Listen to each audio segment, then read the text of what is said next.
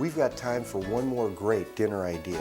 Now, if you're like me, I have to have pizza from time to time, and we've got a great recipe to show you. Now, it varies a little bit from the Recipes for Life book, so just follow along. Now, what I've done is the first thing is put 1.5 cups of very warm distilled water into a mixing bowl. And it should be warm to the touch, not hot or boiling. And to that, I'm going to add about 2 tablespoons of raw and unfiltered honey. And with that in there, I'm going to add 1 package of dry yeast. Now, one of the variations in my recipe is I'm also going to add a couple capfuls of virgin olive oil. And what that does is it helps make the dough a little softer and it works better. Now, making pizza dough is easy and it's quick. Most people think it's a lengthy process, but it really only takes a few minutes to make a good dough. Now I'm going to mix this up, and then I'm going to just let it sit for about 10 minutes while I work on cutting up my vegetables. And we'll come back and then we'll add the flour. I do want to get our sauce going, and I'm going to show you a really simple and quick one. I'm going to use 1 can of organic tomato sauce. There's no salt added to these tomatoes.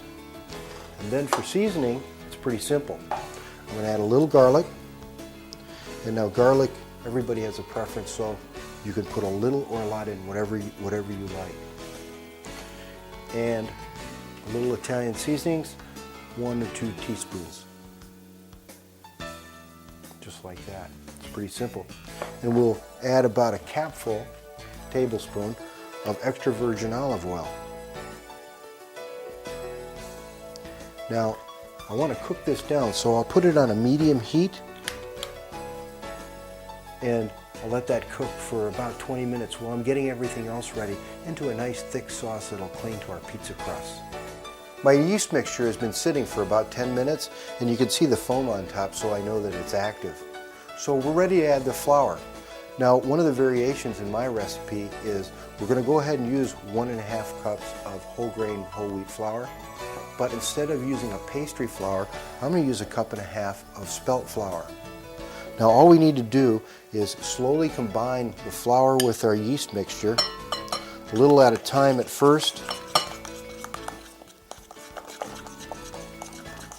And it'll be pretty soupy for that first 1.5 cups. But then it'll start getting thicker as I add the other 1.5 cups.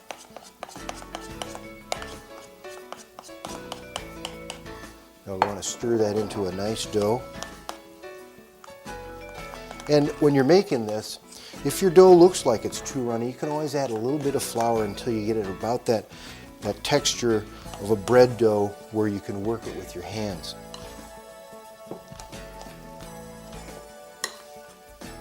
Now once this is thoroughly mixed, like you see here, we can just go ahead and set that aside and let the dough begin to rise. And the other thing we should do now is go ahead and turn on our oven and set it for about 450 degrees because I bake the crust a little different than what it shows in the Recipes for Life book. Now before the oven gets too warm, I'm going to put this really well seasoned pizza stone in and let it preheat with the oven. If you don't have a pizza stone, that's okay. You can use a cookie sheet for your crust. Now the beauty of a pizza stone is that it'll give your pizza a really golden crust. I've prepared a number of vegetables for toppings for our pizza. First of all, I took 3 bell peppers, really ripe, sliced them thin, and then quartered them. I also took some tomatoes and sliced those really thin. I took some summer squash and grated it, and a medium onion and chopped that fine. I also sauteed a portobello mushroom by slicing it, adding it to a saucepan, adding a little bit of water, and under a medium heat cooked it for about 3 to 4 minutes. So those are going to be our toppings. Now my sauce has cooked down and it's nice and thick, and I've taken it off the heat to let it cool down while I'm making the pizza crust. And our dough, it's risen and it's ready to work into a pizza crust. Now the first thing you want to do is you want to sprinkle a little raw flour, whole wheat flour, on the top of the wet dough because that'll keep it from sticking to your hands. And then work around the bowl and slowly work that into a kneaded dough ball. And you want to keep adding flour so that that doesn't start sticking.